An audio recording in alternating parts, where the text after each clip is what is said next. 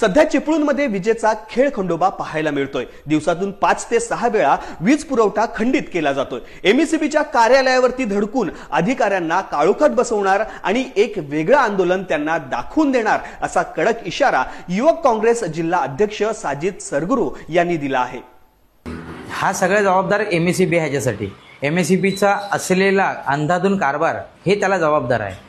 मूळ मुद्दा गोलकोट रोड, पेटमाप, मुरादपूर, बाजारपेठ अशा सगळ्या अवतीभोवती असलेल्या नागरिकांना हा एमएससीबीचा त्रास पाऊस सुरू पण नाही झाला तिथनं सुरू झालाय। पंख्याचा वारा आम्हाला लागायच्या अगोदर वारा लगेच लागायच्या अगोदर लाईट वळून घेतात, अशा पद्धतीची भूमिका एमएससीबीची झाली आहे।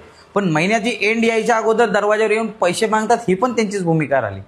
आता मूळ मुद्दा की एमएससीबीने इन्फ्रास्ट्रक्चरवरती काम केलं पाहिजे, तो करत नाही। हा त्यांचा आलेला पैसा जो कर माध्यमातून वसूल केला जातोय, लाईट बिल आकारला जातोय, त्याच्यातनं पैसे वसूल होत आहेत, पण ते जात आहेत कुठं, हा आमचा प्रश्न आहे। आम्ही सातत्याने त्याचा पाठपुरावा करतोय, त्या अधिकाऱ्यांना विचारतोय, त्या अधिकारी काय सांगण्याच्या किंवा काम करण्याच्या मानसिकतेत नाही हे असं दिसून येतोय, म्हणून हा त्रास आम्हाला सहन करावा लागतोय।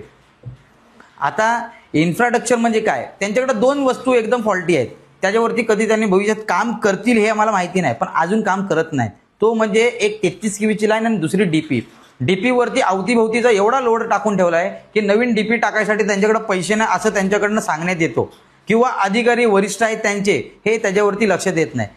तुम्हाला आम्ही पहिले पण सांगितले आणि आज पण सांगितले की जर तुम्हाला कुठं अडचण येत असेल तर आम्हाला सांगा, आम्ही ते अडचण येऊ वरती जाऊ। सरकार कुणाची असू दे, प्रशासन कुणाचंही असू दे, आमचं मत असं की काम झालं पाहिजे। आम्ही विकासाला मानणारी लोक आहोत।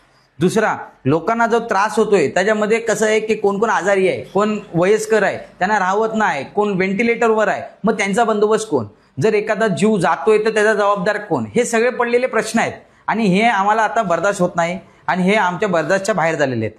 आज आम्ही 2-3 दिवस यांच्याकडे बोलून थकलो। आता त्यांना मी लास्ट वॉर्निंग दिली की बाबा हे नाही झालं, 2 दिवसात तुम्ही प्रॉब्लेम सॉल्व्ह नाही केलात तर आम्ही तुमच्या कार्यालयात येणार, तिथं बसणार, तिथं ठाण मांडून बसणार आम्ही। आणि आम्ही तुम्हाला लास्ट सांगतोय की तुम्ही लाईटचं बंदोबस्त नियोजन केलं नाही चोख तर आम्ही तुमच्याकडे येणार, लाईट बंद करो आंदोलनाच्या माध्यमातून, आणि तुम्हाला पण कालोखात बसवणार आणि तुम्ही आम्हाला दाखवायचं की काम कसं होतं। आणि हे जर नाही झालं तर मग आम्ही आमची पुढची धुरा पण आखणार आणि त्या संदर्भात तुम्हाला इंटिमेशन देणार।